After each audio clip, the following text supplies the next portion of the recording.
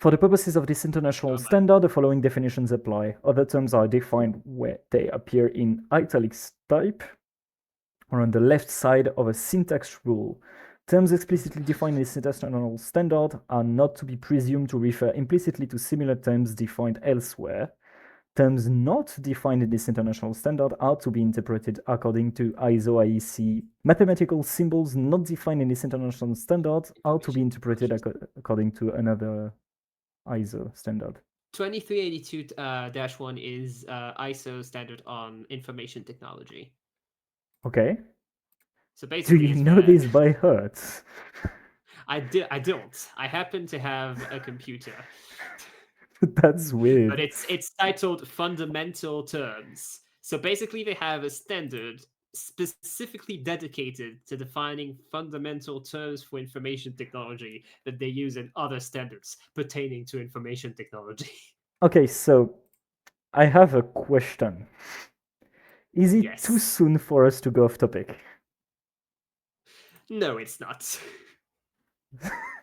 Do we go off topic? Yes, we do. Okay, thanks. Give me a second. Okay, so this is RFC 2019, which is basically the equivalent of what we were mentioning, but for RFC. So RFCs are standardized by IETF, whereas ISO is another organization. So they do kind of parallel stuff. They both do standardization. IETF is mostly known for stuff related to networking. So if you want to know about HTTP, emails, stuff like that, these are all TCP, RFCs. etc.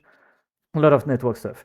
Whereas ISO does a lot of other stuff. ISO does the way you manage your company, and turns out they also do C for some reason. And they did Unicode. We're gonna do an episode on Unicode. There's absolutely no way we're not. Oh, I Anyway. didn't know Unicode was ISO. That's good to know.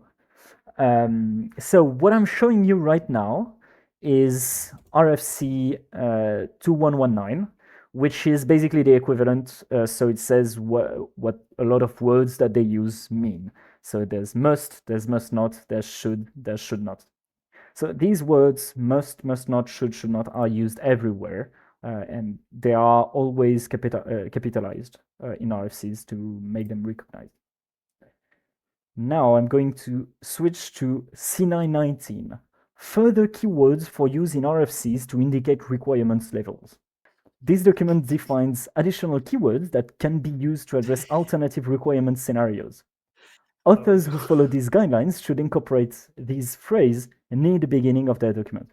The keyword must, but we know you won't, should consider, really should not, ought to, would probably, may wish to, could, possible, and might in this document are to be interpreted as described in RFC 6919. Oh, God. I'm going to skip the status because it spoils the joke. Oh, I'm terrified. What is this? Is So this like an actual RFC and not like one of their April Fool's jokes? Because because by the way, IETF does April Fool's jokes. Is this one of them, or is it like yes, okay? Thank God. 2013. And it's one of the best ones. I can definitely see that. Really should not used to indicate dangerous behavior that some important vendor still does, and therefore we were unable to make must not. And they give an example, but I am too lazy to go and check who's the company that's responsible for it.